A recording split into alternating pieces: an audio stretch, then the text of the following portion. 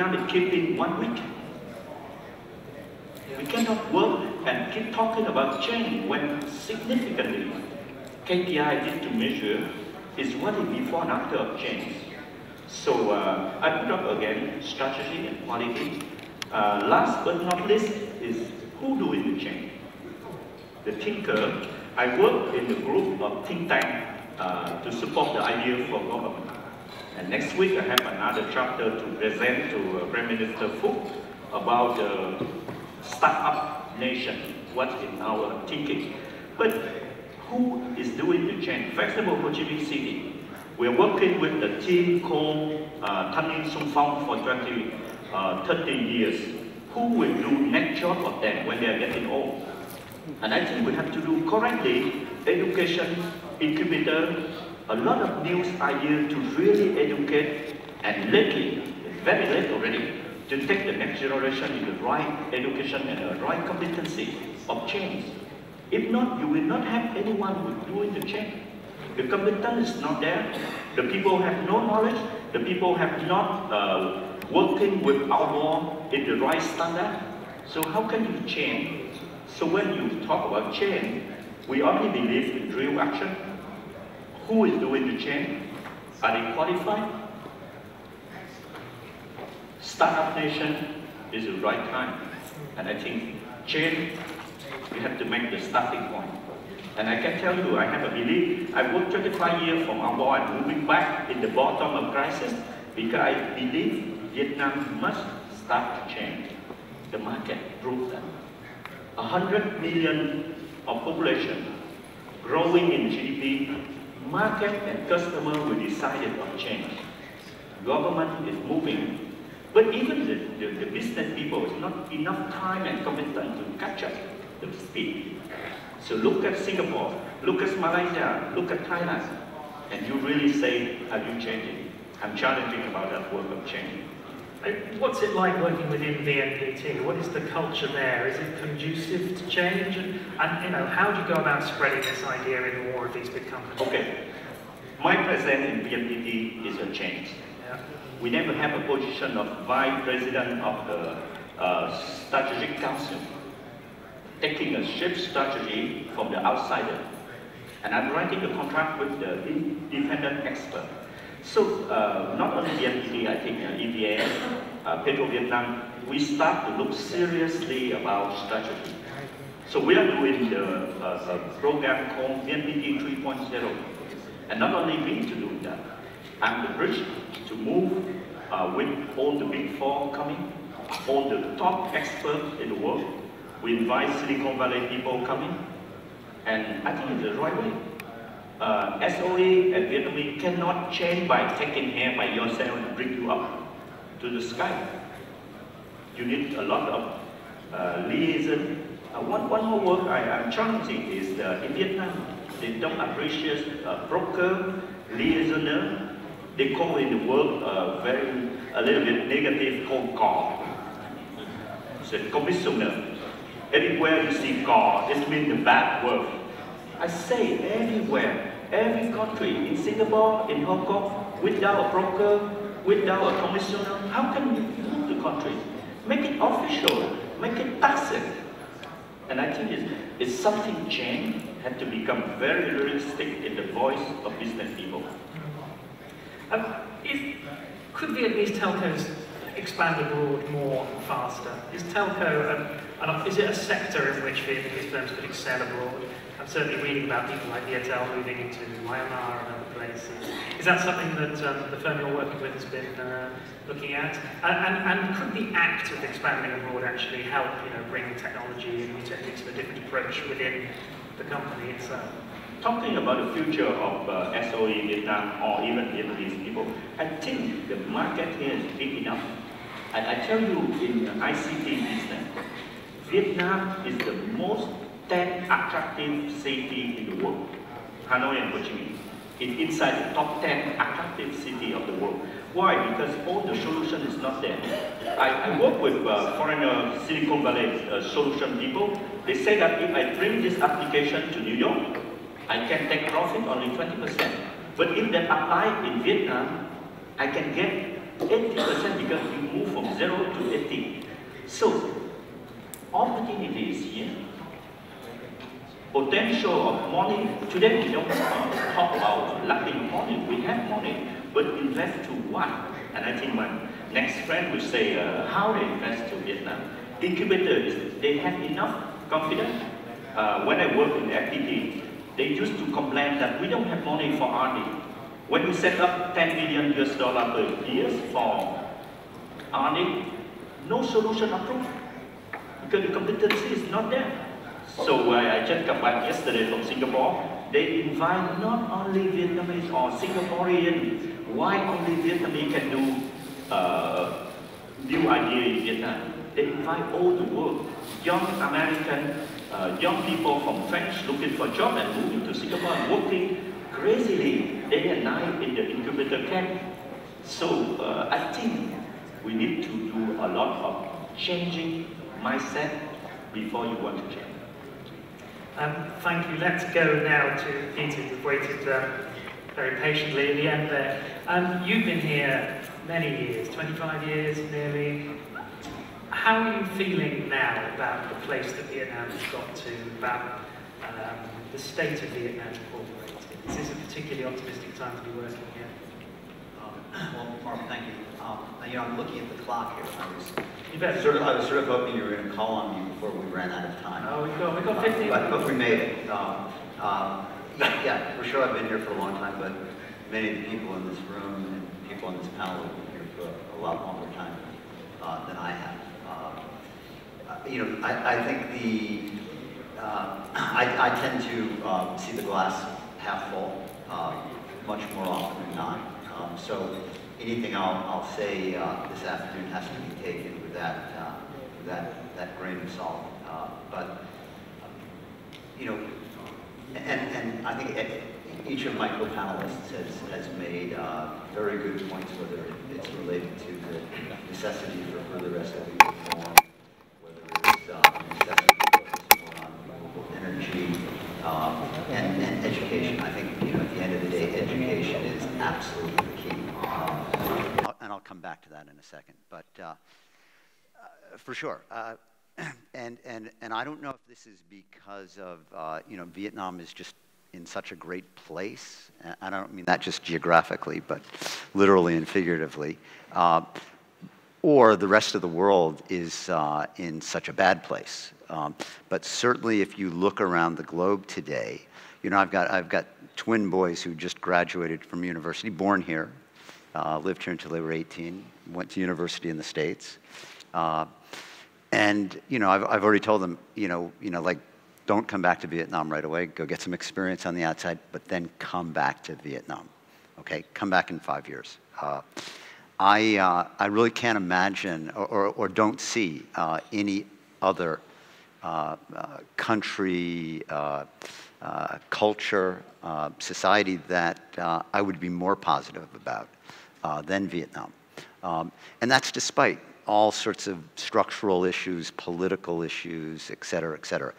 I honestly don't think those are what really count, because at the end of the day, if, and this is a big if, the education opportunity, the quality of education here can be improved, and it needs quite serious improvement. I don't think anybody would disagree. Then I really don't think there's any stopping you know, Vietnam from achieving, quote unquote, its potential. I couldn't tell you what its potential is, but it's, I think the overall picture here is both absolutely and certainly relatively quite positive. Well, let's talk about education if we can, because as has been mentioned earlier today, anybody who looks into international comparisons of education, anybody who looks into the PISA test, for example, will see that Vietnam is an extraordinary outlier in terms of level of performance compared to level of development, level of wealth. So on that metric alone, it looks like something's going very right here. But you would suggest, Peter, that there is more to be done in a different kind of direction. I mean, to me, that's like, you know, saying the educational system here isn't dumbing a very, very bright population, right? You know, the intellectual or the intelligence DNA here is very high. But it certainly could be, it's not, I don't think it's being nurtured in the way it should be, not across the board. Having said that, however, if you look at what's going on, and one of the things that really excites me here is, you know, I think it's the modern day, the ultimate cliche today, but, you know, kind of millennial-focused startups, you know, are beginning to really blossom in Vietnam, and we're getting involved in a couple of them, and it's a very exciting space. But I think you know, that's for the 2 or 3%, right?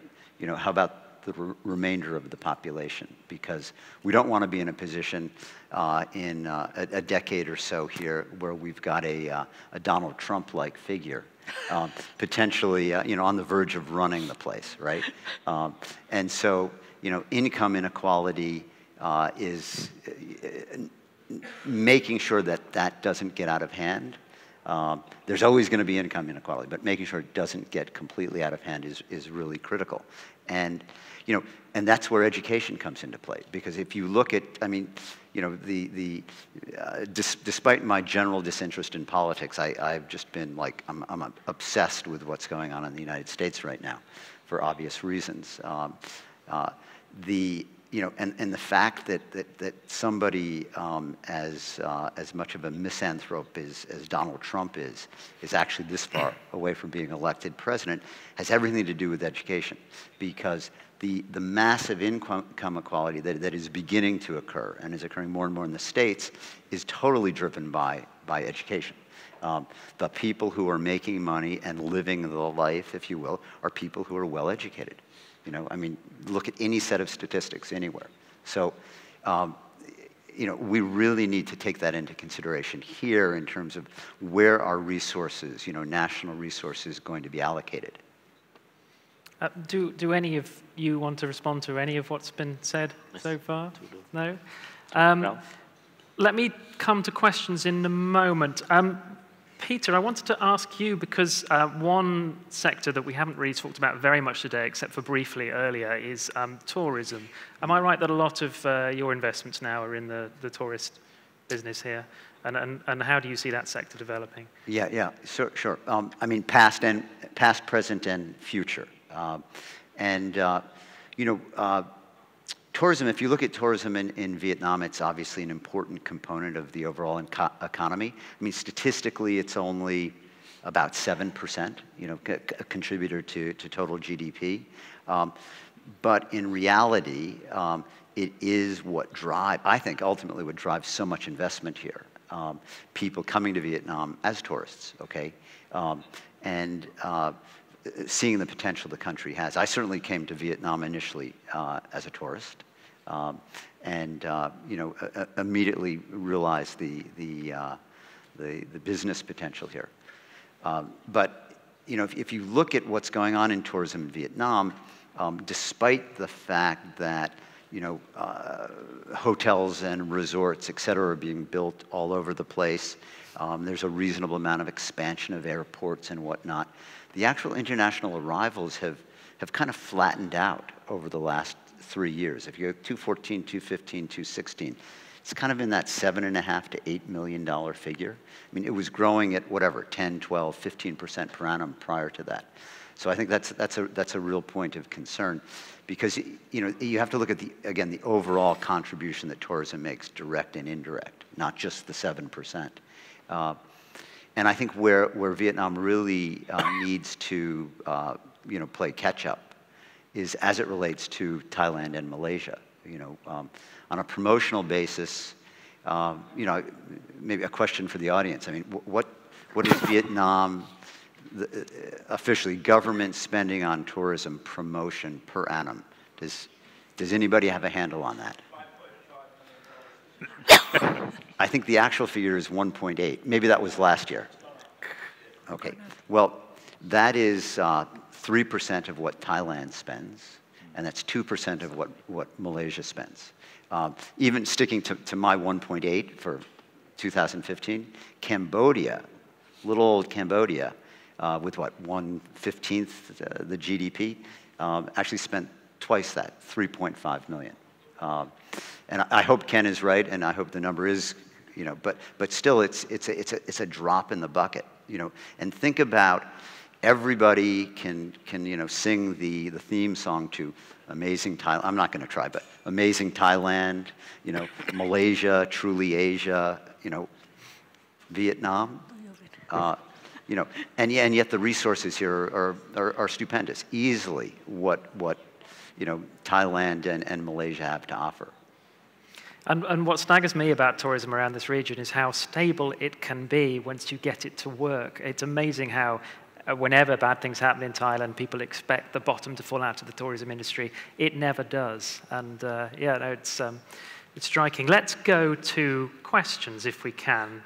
There are excellent. Let's go to you at the front there in the white.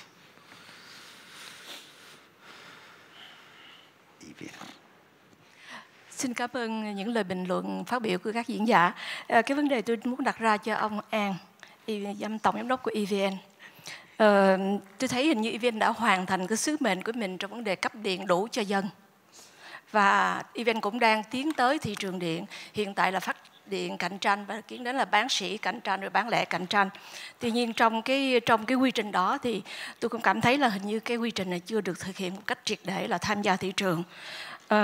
Trong buổi sáng nay thì ông Thứ trưởng Bộ Công Thương thì có đề cập một chút về vấn đề thị trường, về vấn đề năng lượng nói chung. Thì nếu nói về an toàn năng lượng thì có lẽ là EVN đã hoàn thành cái sứ mạng đó.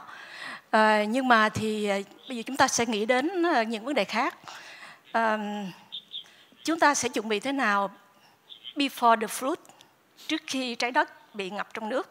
Thì tôi nghĩ rằng là sơ đồ 7 cũng mới chỉ ra đó là những cái nhà máy điện than cuối cùng sẽ thực hiện tại Việt Nam. Có nghĩa là sẽ không còn một cái sơ đồ nào nữa. Sơ đồ 8 là có nhà máy điện than. Và khi chúng ta đủ điện rồi chúng ta sẽ phải nghĩ đến cái vấn đề năng lượng mới.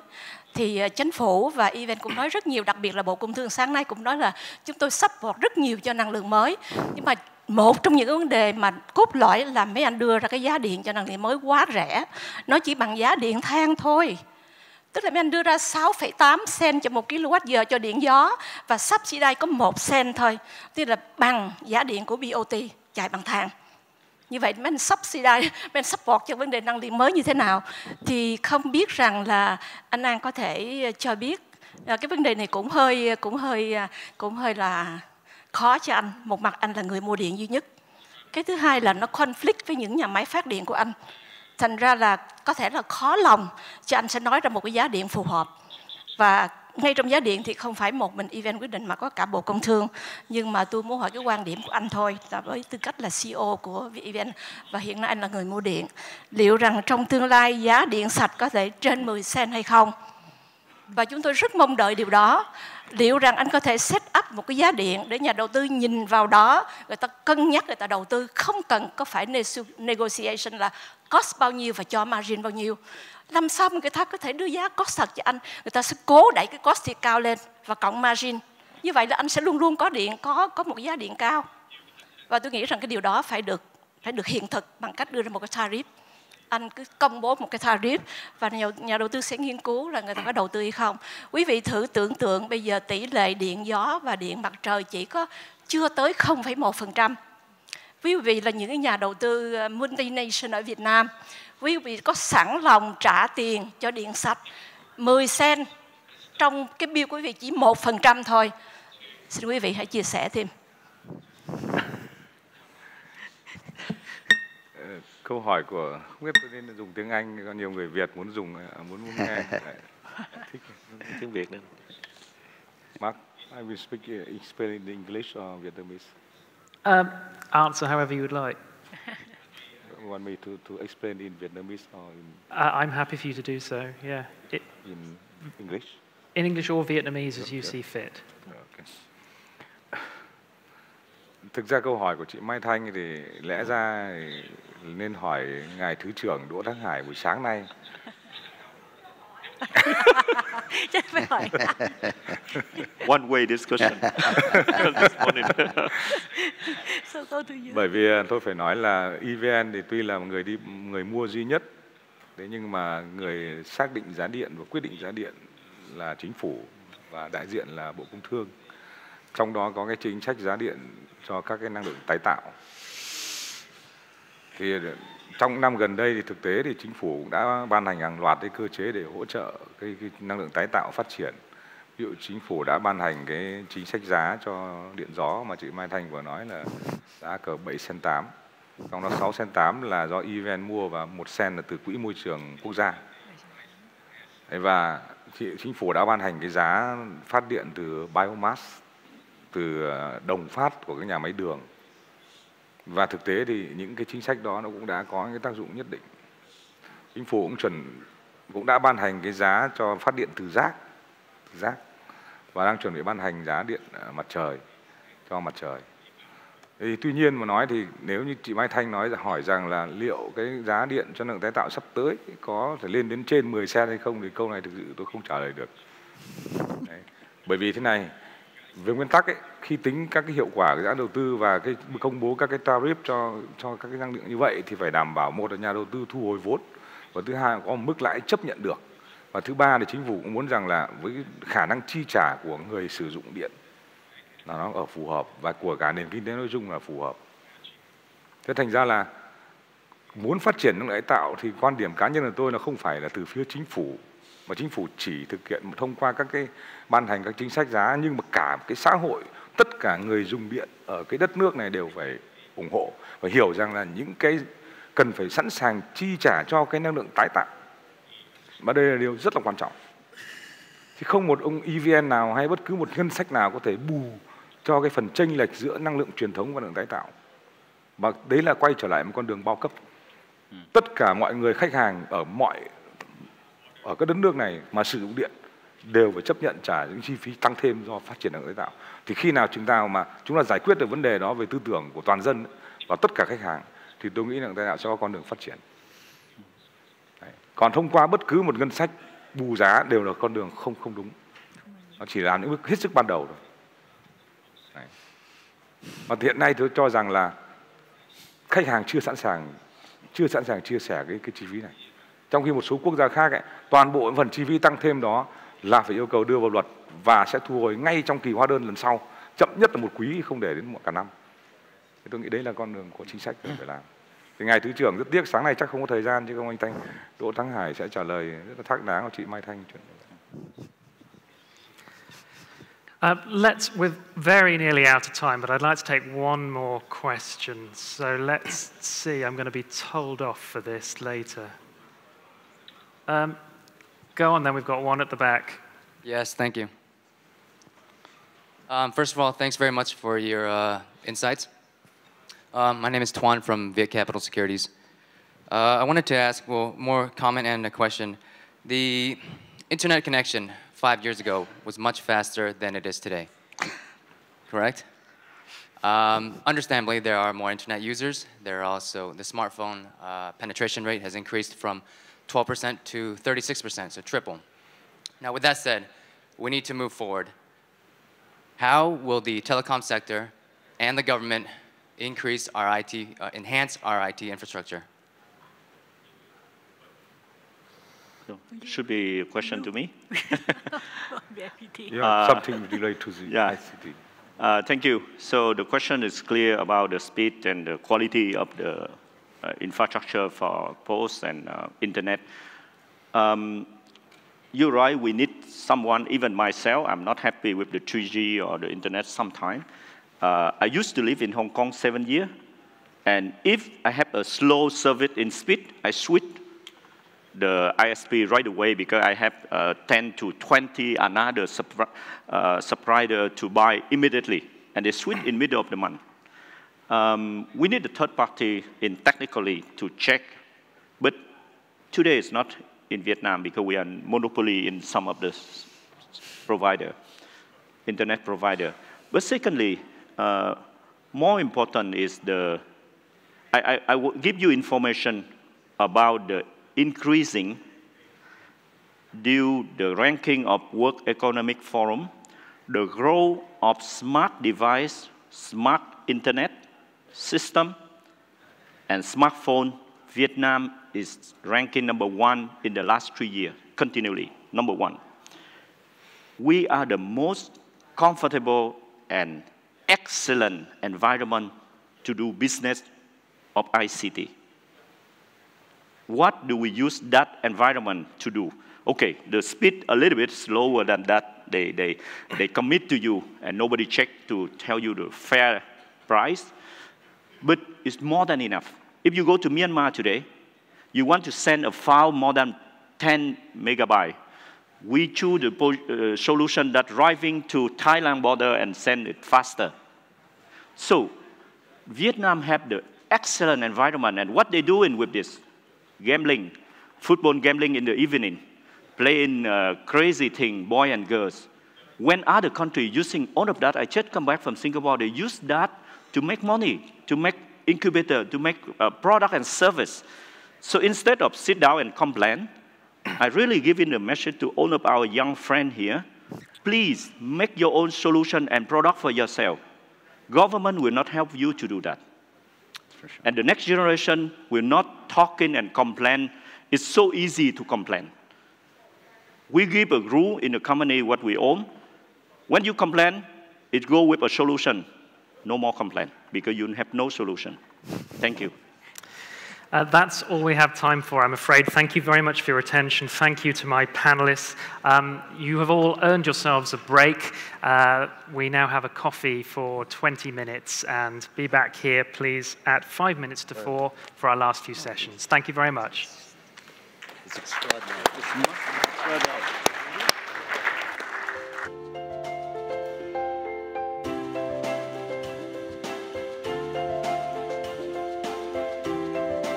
And CEO of Vietnam Airlines, Mr. Than. The point of this session is really to, I think, first of all, think about what's been going on with Vietnam Airlines, and particularly the sort of success story that we've seen, and also then to start drawing lessons, or be thinking about what lessons can be drawn from that experience more broadly for business in Vietnam and for the economy. And I should just start off by congratulating you and the airline on achieving the 4-star rating from Skytrax just a couple of months ago, I think. And maybe that's a good starting point. Could you explain to us, first of all, I think, the significance of that award, and then secondly, maybe talk a little bit about the journey that you went through, obstacles that you dealt with, challenges that you dealt with, in order to achieve that status? Well, thank you for the question. And good afternoon. It's my pleasure and privilege to be sitting here and discuss. We are the official carrier of the event. And the starting point of being awarded the 4-star rating with Skytrax in July, for us, is a milestone. And it's not an easy journey. We contribute this to the continuous hard work and improvement of our airlines through the many years. But in the last 10 years is the focus. We started ordering our 787 back in 2008, and we waited and we waited until July 2015 that we received the first one. And in a way, it's a coincidence, but we also received our first A350, Airbus A350-900, which is the second airline to operate this new type, also last year. So there's a lot of investment, and there's a lot of preparation. And we do that just not only on ourselves. Clearly, the way we grow, airlines is a derived service. And we just don't carry people for the purpose of traveling, because the economy is growing, more tourism, more investment. So it's the key and the foundation for our growth. And clearly you can see and you can recall the infrastructure of the airport system in Vietnam, although not as good as we would wish to. But in the past 5 years, there have been large and immense improvements. The new airport in Hanoi, which opened early 2015, the second terminal in Tân Sơn Nhất Airport, which opened a few years back. That's the infrastructure which help us to also have the good hub to grow with. And eventually that's the growth, and it's the internal strike of our staff and organization. And along the way, it's the cooperation and getting into alliances with our partners. We have a lot of friends. We co-share with a number of airlines. And in 2010, we joined SkyTeam. We are number 10 in the alliance in that year. And now SkyTeam grew to 20. And we are happily be part of it. And we learn a lot from them. And so the way we grow, a lot of things we prepare for a long time. And the way we consistently grow. And the way we depend and work together hand in hand with the government, with other sectors. We include as well tourism. Even tourism, we have a lot of criticism. I agree in that point. Peter Wright was saying how few money tourism put into that. But we contribute a lot too.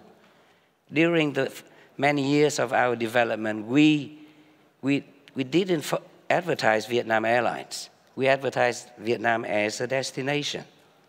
So they come and they travel with us.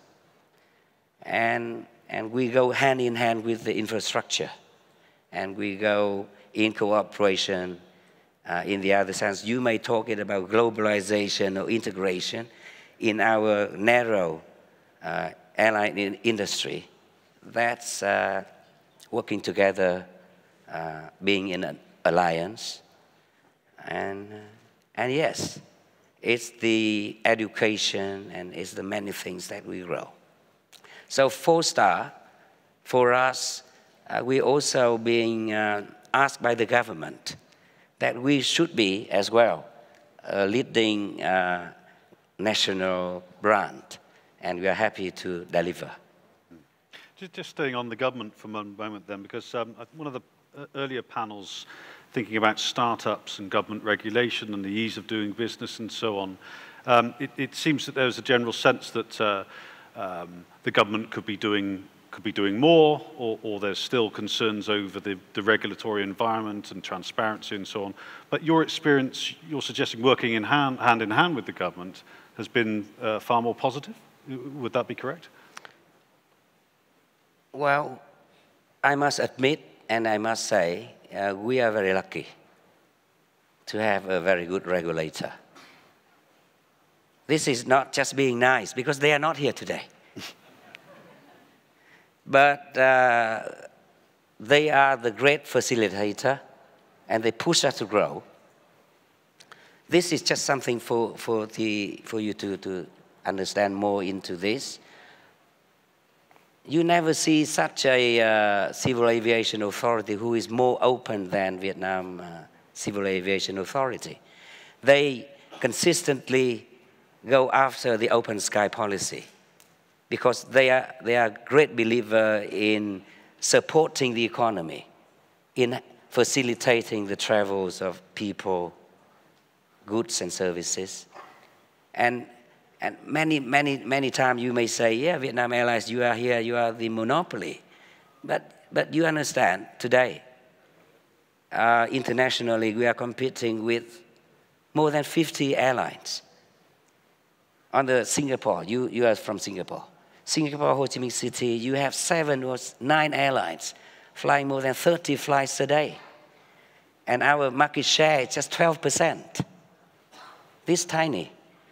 We did ask the government to slow down the opening process, but they say, no, you must try.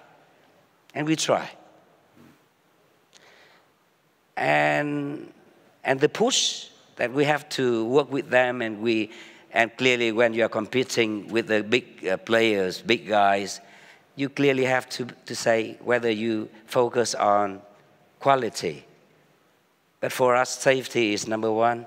Quality, not that easy. It takes time. We are now 4-star. We have been for many years 3, 3.5, something like that. But the cost management, keep the cost down. So you may be competitive enough. You may not make a lot of money. You may lose some. You make some elsewhere to make sure that you are fulfilling the roles or the responsibility of the flag national carrier. So what I'm saying is they are pushing us, and they are creating all the good environment for us to grow. For a company like Vietnam Airlines, we started with our old absolute Russian Tupolev 134. When we transfer into new technology, we need a lot of support from manufacturers, but from the regulator. They are there to make sure that we are safe. And they invest a lot of money for their own study and a lot of things that they work with the government. But sometimes, when they are too nice and then they create some problem some days later. Today, the whole airspace of Vietnam is overcrowded. And Ho Chi Minh City Airport, you travel and you understand. Delays after delays. And the opening of the new airport, Long Thanh, we are waiting maybe 7 years as the earliest. So they are too good, but now we cannot grow as we wish because there's a bottom. Well, coming from the UK and just thinking about Heathrow, 7 years is nothing, so it is not too long to wait.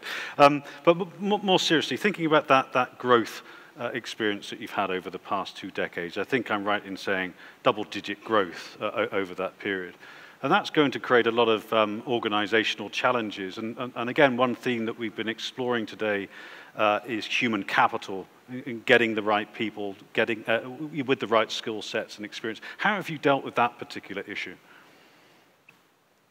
Well, I did not talk about the organization in the first place, but it was really the key and one of the key strategy or one of the key pillar of our driving forces for growth.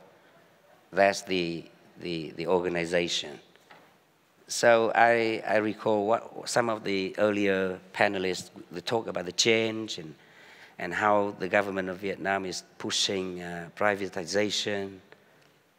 We realize somehow that when we grow, we have to change to be effective, to improve our management, corporate governance, and all those. And it is not a coincidence, once again, but it is the privatization. And also in this year, we managed to get out of the pure SOE. We are now a joint capital company.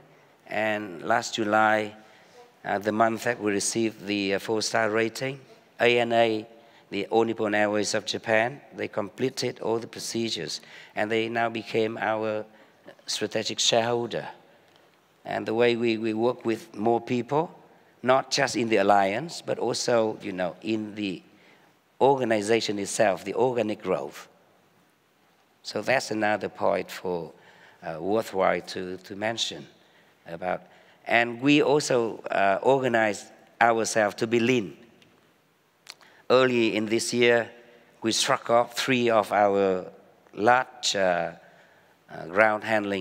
ground handling units, which comprise of close to 4,000 people. So with an organization 1 year ago, 10,000, we are now more than 6.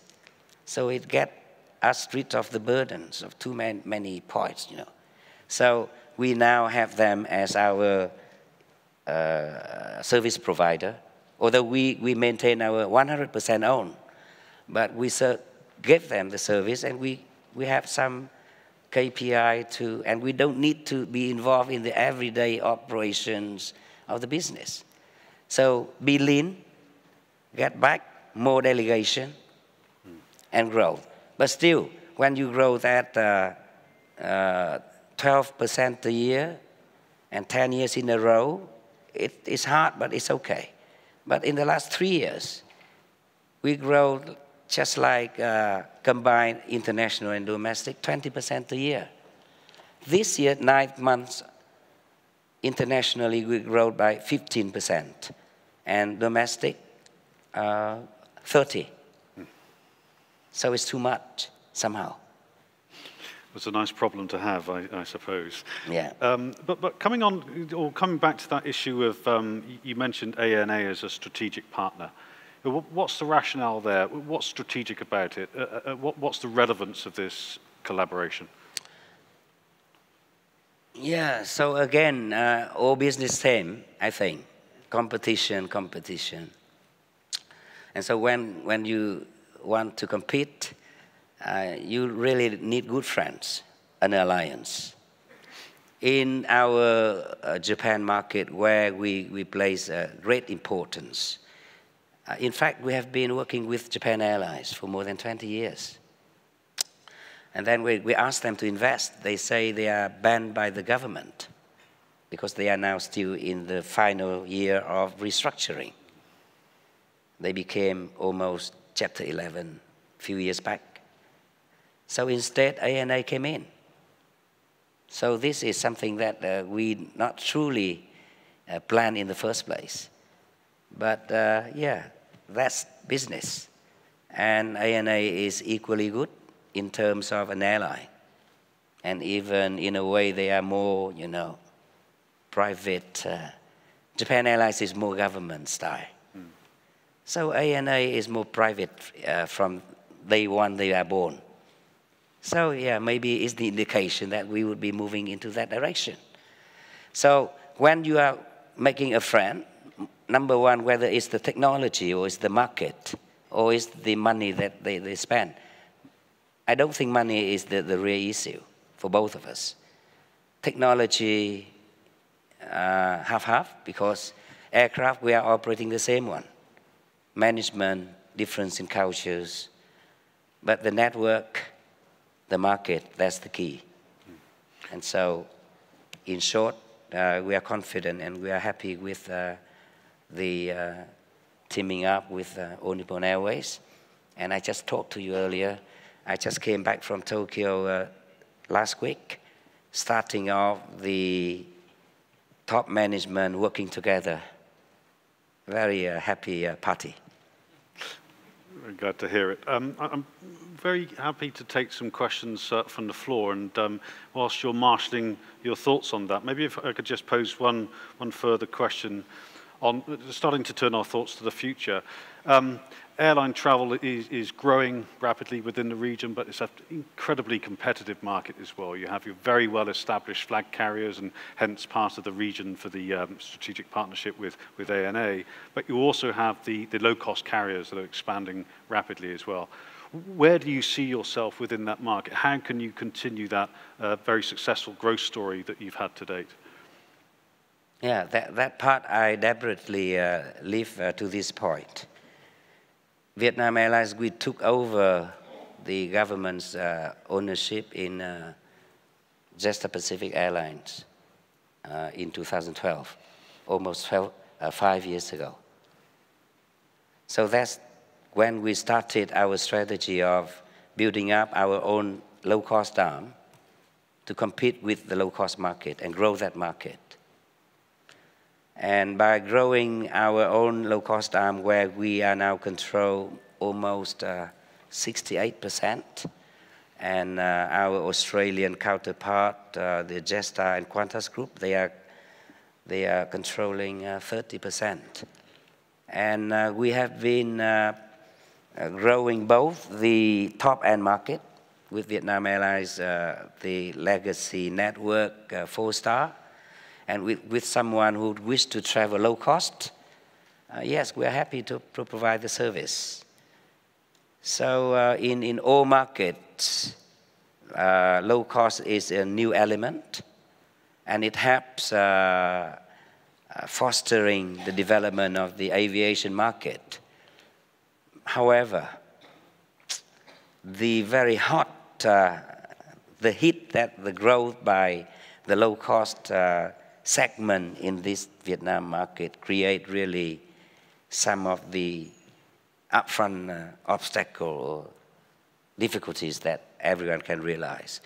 The overcapacity in the airports, even in a way of a macro management perspective, our government, the Ministry of Transportation, is talking. It is unacceptable that in a country where GDP grew by 6.5, 6.6, and then surface transportation grew this year up to this month, 7%. And then the aviation combined, 30%. Something not quite right is coming up. So we are also get prepared for some of the change or even the structural change in the way business is operating. This year, all airlines has been blessed with much lower fuel price. In Vietnam Airlines cost structure, fuel cost is now about 30%. Low cost would be 35%. When the fuel is high, in 2014, fuel cost for low-cost airlines is even more than 40%. Now it's half, however, it's 30%. So if the fuel come back next year, so it will be a danger. So we must be also prepared for that. Thank you very much. I would like to try to get one or two questions in. So anybody like to pose a question from the floor? Just do raise your hand. Anybody there? Okay, well, as you're still marshalling your thoughts, let me carry on then. And think about, again, looking forward. You've had this great growth. You've got some of the latest planes on the market. You've got a strategic alliance with ANA. What does the future hold looking forward? Are you aiming for 5-star status, and in what type of time frame? Yes, we have a very good and very nice looking 5-10 years plan, 2025. And we are now working even 2030 to have a vision. And we have fleet development, which is the aircraft acquisition plan with a newer type. We recently signed a MOU with Airbus for the new generation of Airbus A350-10, which may help us to fly non-stop from here to West Coast, USA. So in airlines, we have to do long-term planning, strategy. But in reality, we are struggling every year. And we are now looking into 2017 and see how can we achieve the target. So into the future, we are looking, very optimistically. And clearly, with the whole thing happening like this, we are aiming to be 5-star by 2020 and beyond. By then, I would be retired already. So this is the commitment that I just be partially responsible. But the key thing is, from now to there, the change that we have to push to make sure that things are happening is there. So yes, we are confident, and we are looking forward to the future. But given the environment, given the volatility of the oil prices, of the foreign exchange rates, because the total fleet value that we are operating today is about $6 or $7 billion, given the very limited equity that the government gave, or even with ANA, they gave $105 million. It's too small. So the financing package, which anyway still a lot of things, uncertainty to Forex and those. So risk management is something that we focus as the key. Thank you very much. Do have a couple of minutes, and yes, a question over here. What do you think the value of Vietnam Airlines in the future in comparison to the regional carriers like Singapore Airlines, Thai Airways, and other? What's your value added, and what do you think is your long-term projection? You're giving us all these numbers and whatnot, and you're saying you're going to go to West Coast, USA in 2018. That statement has been said to us 5 years ago. It hasn't been reality. So what are you going to do to make it reality? Yeah, the Vietnamese way is always like this. When we do something with ourselves, and then we say, yes, we try. And then we compare with our neighbors. And we compare with our big players. Singapore Airlines, Cathay Pacific, or Thai International, Malaysian Airlines, you name in the region. They are all best airlines in the world. Emirates is now coming up. So Vietnam Airlines, we say we would like to be in the top top 4 of Asian. So being top 4 would be after someone like Singapore, Thai, or Malaysian. But things are changing too fast. Even Singapore Airlines have been there operating the market Australian to Europe. But now Emirates, they are taking a part. And Singapore, they don't have the domestic market. Vietnam is different. This nation, 94 million people, and we are number 14 in the world in terms of population. Vietnam Airlines today, in terms of airline size, we are 53. And then Thai Airways, today I just read the number, they are 55. So, yeah, it's just the benchmark. But the real thing is how you grow, how you sustain a good growth, good, safe, good quality, and you can grow by yourself and help develop itself. But clearly before, it is the economy. And our large focus is now on domestic Vietnam. Some people say Vietnam is now number 1. Can you imagine the route between Hanoi and Ho Chi Minh City? Do you think it is among the top 10 busiest world in this planet? It is number 5. You check out the number. Ho Chi Minh City, Hanoi, we are number 5 busiest world routing in the world. It is, the first one is now Seoul to Jeju. Number 2, it is Tokyo to Hokkaido. Number 3, I would believe Melbourne to Sydney. Number 4, elsewhere. And number 5 is this. Number 6 is Beijing, Shanghai. So we have a lot of wonderful opportunity to grow. Yes. Thank you very much. You're quoting these numbers, and I would agree with you with these numbers, but that's a question of the transportation system. You're looking at Hanoi to Ho Chi Minh City. If you're not taking a plane, you can't take a train. You can't take a car, and that's the reason why your numbers are growing, not because of other sectors aren't growing. Sorry, is there a question there? Or just... It's the comment. It's also a question. And I was quoting the government saying there's some problem in the structure of our transportation system. And as a business, we take advantage.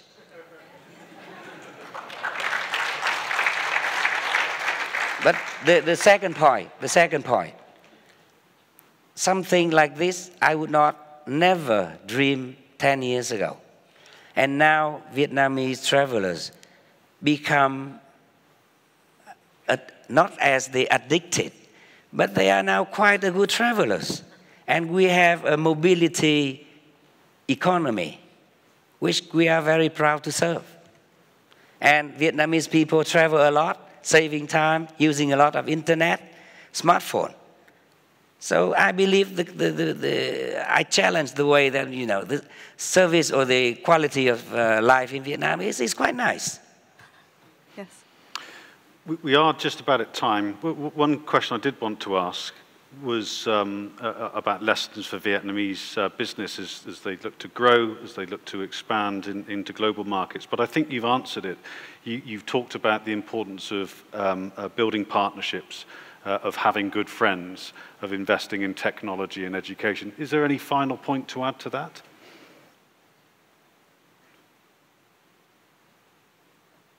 Oh, maybe it's a different perspective, but Vietnam Airlines, when I joined, and the many years that I have been with, it's always something in my mind that Vietnam Airlines, you are the national carrier, you must do, you know, the business, and then you must serve the economy.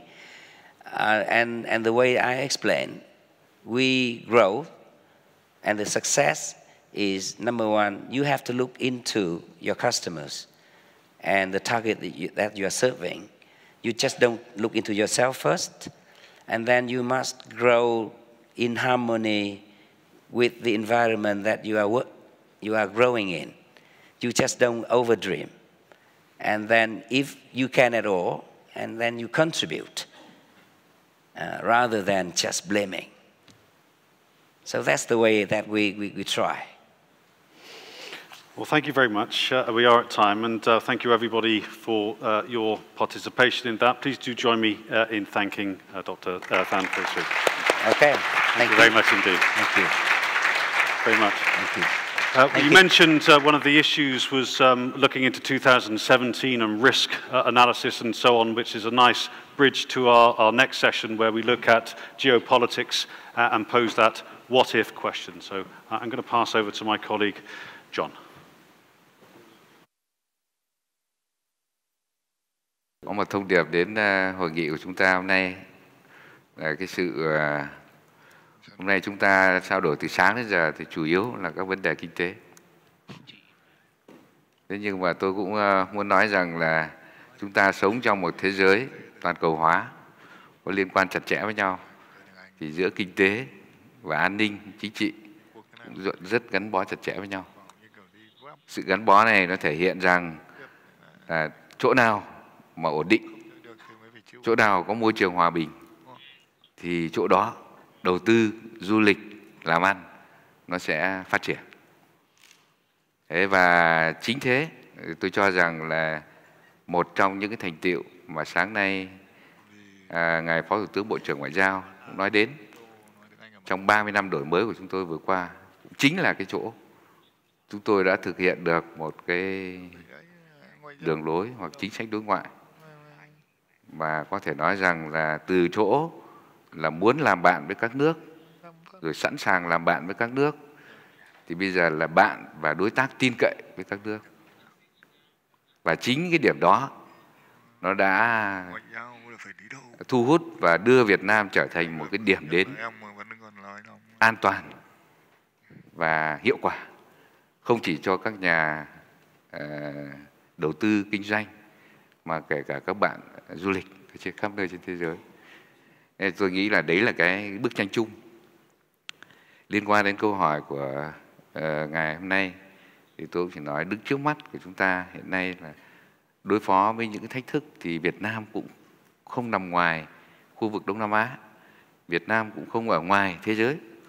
Chúng ta phải đối phó với cả những vấn đề thách thức an ninh truyền thống và cả những vấn đề thách thức an ninh phi truyền thống. An ninh truyền thống ở đây là những cái căng thẳng, những cái tranh chấp mà ở khu vực chúng ta thì nó liên quan cả đến vấn đề chủ quyền lãnh thổ. Với những vấn đề an ninh phi truyền thống thì các bạn hôm nay cũng không trao đổi nhiều. Nhưng mà Việt Nam là chúng tôi là một trong những nước mà chắc chắn sẽ bị tác động rất lớn của những vấn đề an ninh phi truyền thống, đặc biệt là vấn đề biến đổi khí hậu. Đây là một vấn đề mà thu hút cái sự quan tâm rất lớn của cộng đồng quốc tế và của các doanh nghiệp Việt Nam, của người dân Việt Nam. Bởi vì nếu không đầu tư nguồn lực thích đáng để xử lý và ứng phó với vấn đề biến đổi khí hậu, đây tôi chỉ nói một vấn đề trong an ninh phi truyền thống thôi, thì chắc chắn là về lâu dài cái sự phát triển bền vững của Việt Nam nó cũng sẽ gặp thách thức. Thế do đó là tôi cho rằng là cũng như các nước khác, Việt Nam sẽ phải đối phó với cả những vấn đề thách thức truyền thống và an ninh phi truyền thống. Và chúng tôi cũng sẵn sàng và luôn luôn chuẩn bị sẵn sàng để mà ứng phó được thích hợp.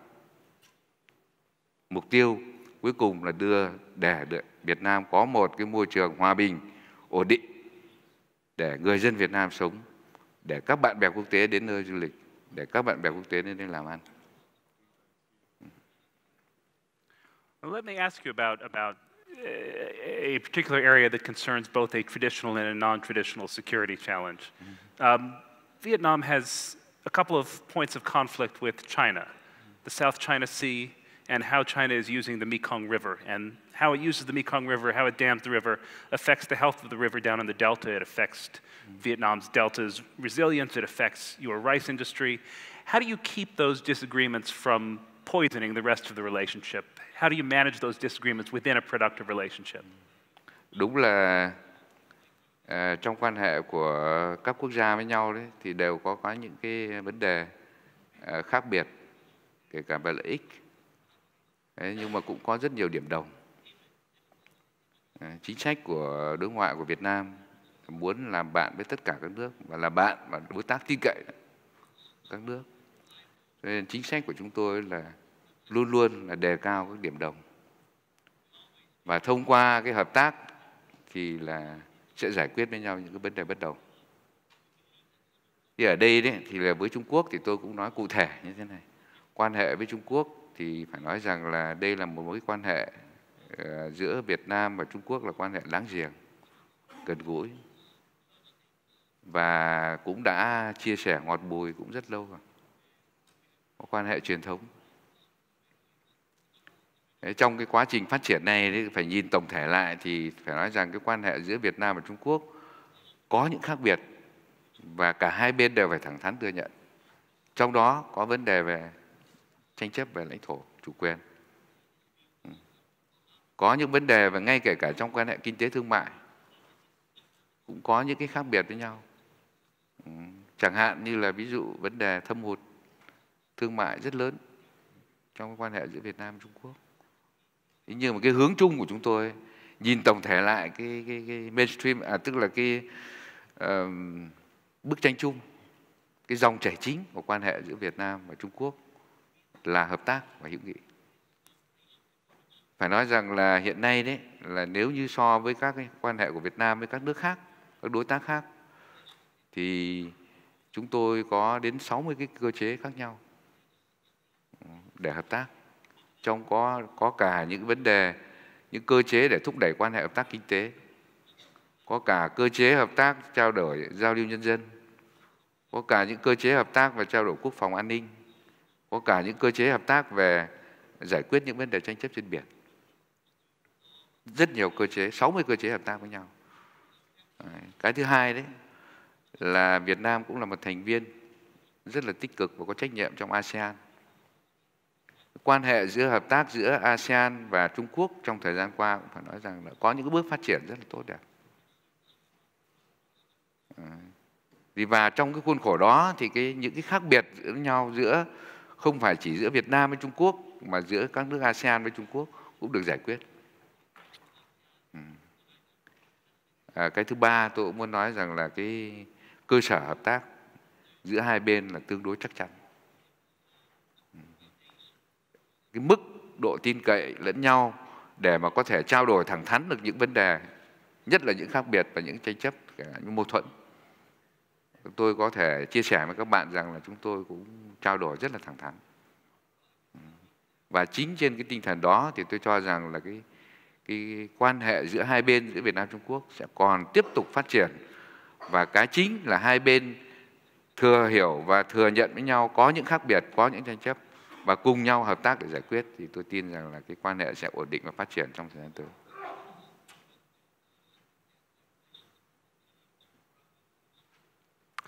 Thank you very much.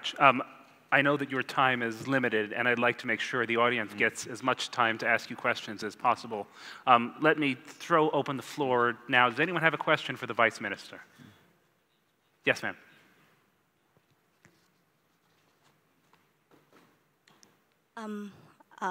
I have a question that, as you know, the Communist Party take over the country for 40 years already. And have you ever seen a marathon? Have you ever seen like a marathon march, competitions? You know, when in a competition, in a marathon, there's a lot of runners, right? There's a lot of runners. So this country is like a marathon. We need a lot of runners that rule our countries. But now there's just only one runner. So how can we determine who's going to win? So do you think, is it a time to have a lot of parties in the government instead of one party of communists? Should it be Republic and Democrats? Should it be another kind of party? So I think the core solutions for economic growth is the political change. So one Sorry, what is political? So I think. What is the question for the minister? So do you think that somehow we should open to really open or announce another party can be reformed in Vietnam, and more people who wants to follow the political ways, if the idealism is not communist, then the idealism is another. Then can we become politicians? Can they do that? Thank you. Yes. Tôi hỏi bạn là bạn đang ở Việt Nam hay là bạn ở bên ngoài? I'm in Vietnam. Em đang ở Việt Nam. Ok. Yeah. Tôi nói cái thứ nhất thế này là mỗi một nước, mỗi một điều kiện, mỗi một hoàn cảnh đều có cái tiến trình chính trị và xã hội khác nhau. Cái tiến trình phát triển của Việt Nam, nhất là từ thời kỳ, tôi cũng thừa nhận với bạn là từ khi Đảng Cộng sản Việt Nam ra đời, thì ít nhất là có hai cái mốc quan trọng nhất mà chúng tôi đã đạt được. Một là chúng tôi đã làm rất tốt cái cuộc đấu tranh lãnh đạo nhân dân, làm cuộc đấu tranh giành độc lập, thống nhất đất nước. Cái đấy cả quốc tế thừa nhận. Cái thứ hai là 30 năm qua chúng ta tiến hành đổi mới, đưa một đất nước mà bị hậu quả chiến tranh tàn phá. Nếu như các bạn mà đã ở Việt Nam cách đây 30-40 năm, thì các bạn và em cũng đã sống ở Việt Nam 30-40 năm, thì lúc đó đất nước Việt Nam nó như thế nào? Tàn phá nặng nề, và đã có lúc người ta nói là Việt Nam trở lại thời kỳ đồ đá cơ. Thế nhưng mà 30 năm qua thì bây giờ Việt Nam đã như thế này, bạn bè quốc tế đến như thế này. Tất nhiên tôi nói trong mỗi một xã hội đều có những ý kiến khác nhau. Đấy là nguyện vọng của bạn, nhưng mà còn nhiều người khác nữa ở cái đất nước này, người dân ở đất nước này, ta vẫn tiếp tục ủng hộ Đảng Cộng sản Việt Nam. Và chúng tôi vẫn tiếp tục tự đổi mới, tự hoàn thiện, đưa ra đường lối đổi mới mà được toàn dân ủng hộ. Và cái đổi mới này sẽ đưa đất nước Việt Nam tiếp tục phát triển trong thời gian tới.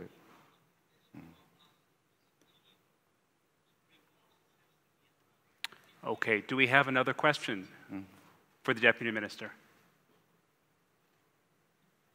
Well, I'd like to ask one if no one else has one. I think you got yours.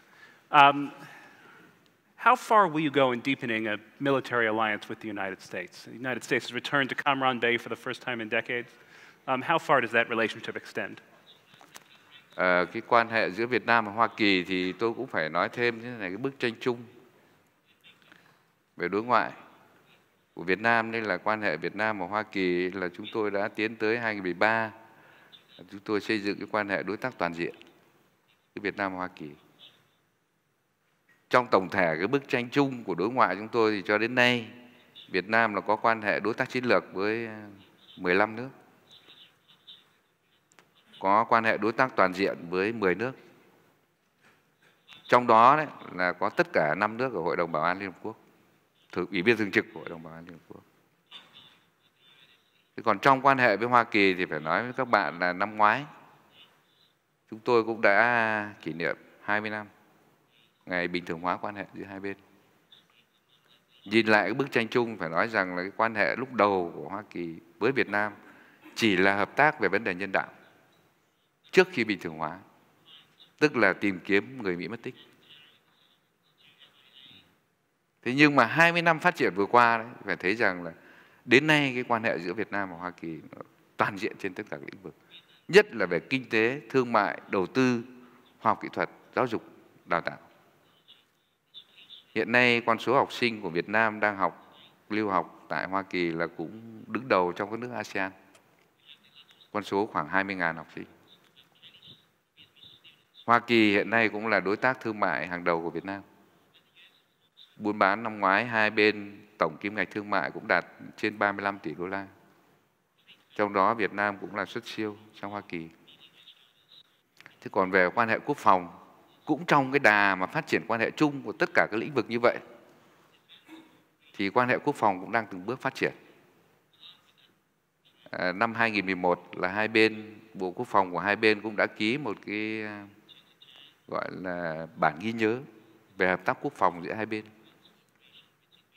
Thế rồi sau đó là trong các tuyên bố chung thiết lập quan hệ đối tác toàn diện năm 2013.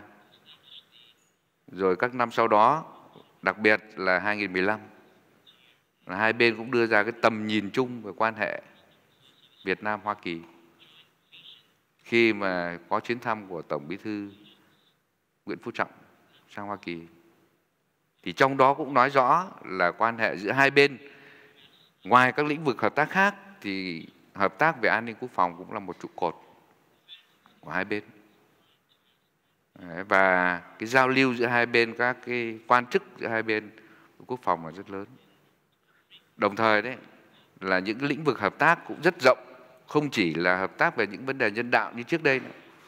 Ví dụ như là tìm kiếm người mất tích, và ngược lại bây giờ là phía Mỹ cũng hợp tác với Việt Nam để tìm kiếm những người Việt Nam bị mất tích trong chiến tranh. Thế rồi không chỉ những vấn đề đó mà bây giờ là hợp tác về rà phá bom mìn còn để lại sau chiến tranh. Hợp tác về tẩy độc, giải quyết những vấn đề về tẩy độc dioxin. Tôi cũng rất hoan nghênh là chính phủ Mỹ đã có những cái cam kết hỗ trợ để mà tẩy độc ngoài sân bay ở Đà Nẵng rồi, thì tới đây làm ở sân bay Biên Hòa làm cái tẩy độc. Thế mà lại mở rộng ra tiếp nữa là hợp tác hỗ trợ lẫn nhau để mà Việt Nam tham gia vào lực lượng gìn giữ hòa bình của Liên Hợp Quốc. Cũng rất rộng. Đấy, ngoài ra lại còn hợp tác về những vấn đề về cứu nạn, cứu hộ, những vấn đề an ninh phi truyền thống trước đây, cứu nạn, cứu hộ, an ninh hàng hải, vân vân.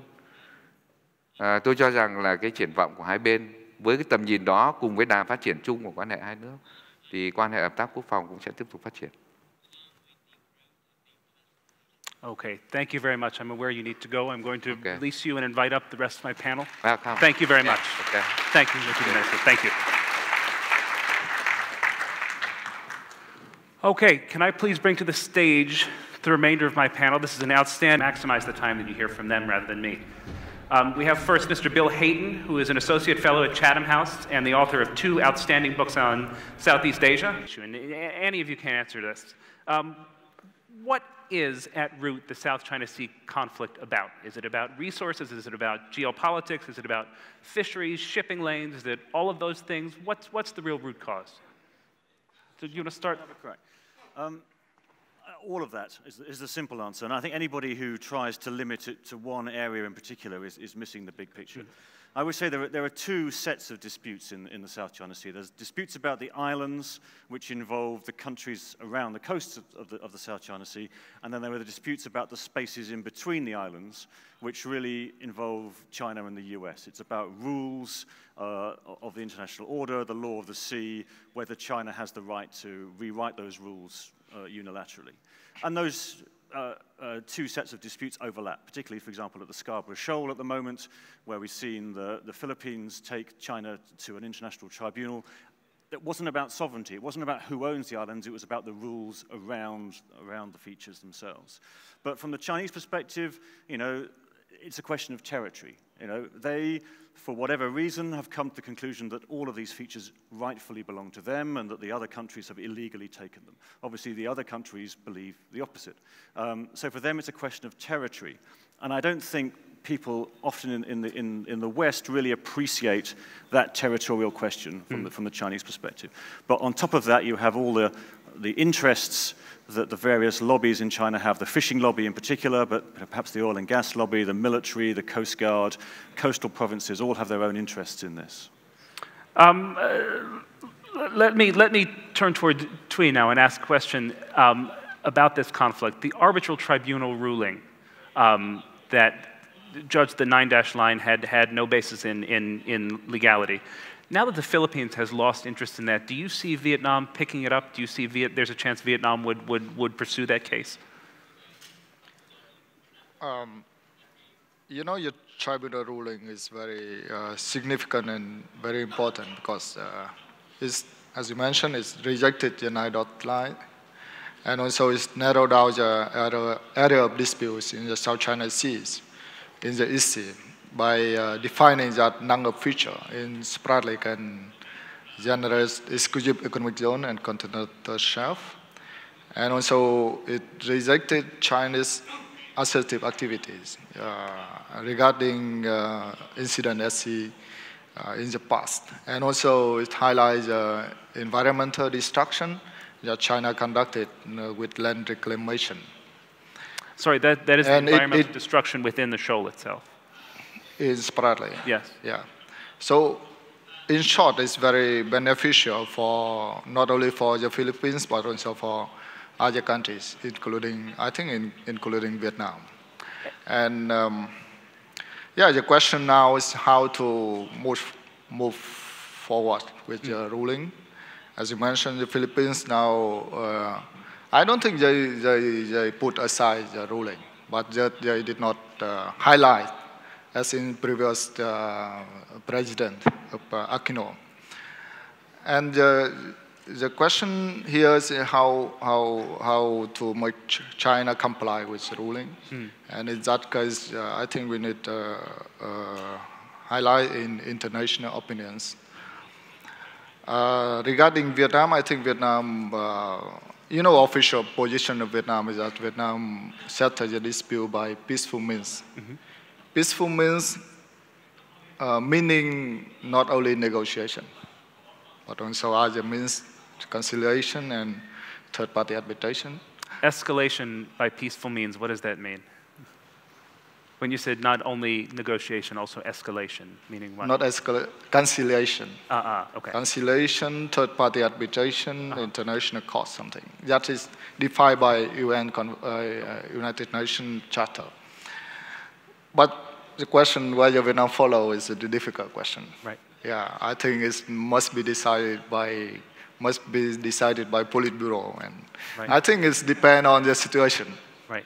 Yeah, it's depend on the next move of China in the East Sea. If Vietnam cannot rely on other means, why not, right? So it's depend a lot. And what does, Ian, do you want to take a crack at this? What does the Philippines' sort of recent turn toward China do to Vietnam's position in the region? Does it leave Vietnam isolated, more out front than it was before? Well, the Duterte administration has chosen to downplay the ruling. They've acknowledged that it exists, which is a good thing, but they haven't pushed it with China. When Duterte visited Beijing just last week, he didn't raise the tribunal ruling with the Chinese. I think because he came into office with a policy to try and repair relations with China, and he doesn't want to push that to the top of the agenda. He wants to talk about other things, and he achieved some success because the Filipino fishermen are no longer being prevented from fishing around Scarborough Shoal. But because the Philippines, which was the initiator of the arbitral proceedings, has decided not to push it, I don't think any other Southeast Asian country is going to step into the breach and do that. What I do think is absolutely true, though, is that all of the claimant countries have studied that 500-page ruling line by line. And they've looked at it very closely. And I think for a country like Vietnam, there's a possibility in the future that if a crisis were to occur of the kind that we saw in 2014 involving the oil rig, they could go to the International Tribunal on the Law of the Sea and use that ruling, the July ruling, as a precedent to say that China is acting illegally within its exclusive economic zone. But I think that would be a last resort. Let's ask a world-if question. I mean, do you see a conflict like that? This is for anyone on the panel who would like to answer it. Do you see a conflict like that occurring, and if so, what would cause it? Who would be involved? Basically, when is the next flare-up and what would cause it? Well, the relationship between China and Vietnam has been relatively good since 2014. I think both sides have worked very hard to try and repair the relationship. As the minister was saying earlier, they're stressing the importance of economic cooperation and growing political trust. But of course, tensions in the South China Sea are never far below the surface, and they could reignite at any time. I think two things that would damage the bilateral relationship is if China decided to put an oil rig again very close to the Vietnamese coast, or if it declared an air defense identification zone over the South China Sea, and particularly if that ADIZ covered the Paracel Islands. I think that would be not go down too well in Vietnam. Yes. I'm trying to be an optimist. I recognize the fact that, obviously China has built these enormous islands in the Spratlys, but it hasn't actually occupied any new features, for 20 years or so, since Mischief Reef in 94, 95. And actually right now, China never pushes the East China Sea pedal and the South China Sea pedal at the same time over the last 20 years. And right now, Japan is getting the pressure and the South China Sea is not getting the pressure. So it kind of, we've got a little while. Maybe after, it was maybe just a coincidence, but immediately after the inaugurations of the last two American presidents, there have been incidents in the South China Sea. In 2001, you had the EP3 incident. In 2009, you had the USNS Impeccable incident. When President Trump is inaugurated, we may see another one fairly soon. My feeling is if Hillary Clinton wins, she's more of a known quantity in the region. There may be less of an incentive to try and test her. But I also see that China is, despite all its loud and angry noises about refusing to comply with the ruling in July, it is actually complying. It's just allowed Philippine fishermen to go back to Scarborough Shoal, which was one part of the ruling. Ever since the 2014 oil rig incident, which it lost so badly, Vietnam played a very good game back in the summer of 2014. China has not drilled for oil in the wrong places. So the big issue now is, what is its fishing fleet going to do? Is the fishing fleet going to go to the wrong places? Or is China going to somehow rein them in? We don't know. And then the last one, which will not be resolved anytime soon, is the status of Mischief Reef. In effect, that ruling said that China was wrong to build it and in effect should leave, but China isn't going to do that. So that will remain an irritant, I think, for the foreseeable future. I agree with what speakers in terms of we see adjustment from China's side, especially after the oil rig incident in 2014. I think after the incident, China realized the limitation of their capability, and they underestimated Vietnam's determination and also opinion of international communities. So they adjusted and saw some constraint in relation with Vietnam. And I think after the tribunal ruling, the picture now in the South China Sea East Sea become much more clearer. And China have to take into account the ruling and take into account the international opinions. So I think to serve their own interests, they have to become more restrained in the future activities.